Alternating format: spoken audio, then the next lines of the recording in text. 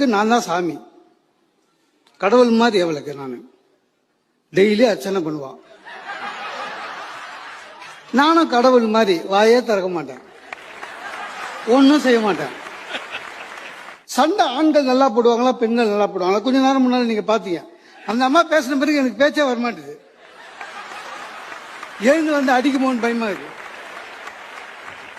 பெண்கள் எப்பவுமே தெரியுமா சார், அவங்களுக்கு ஒரே ஆயுதம் என்ன தெரியுமா? வாய். நம்மளால ஜெயிக்க முடியாது.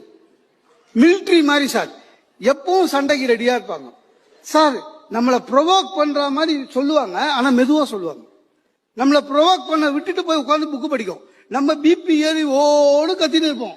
வெளியில இருந்து யாராவது பார்த்தா நம்ம தான் கத்தின்னு இருக்கிறோம்னு நினைப்பாங்க.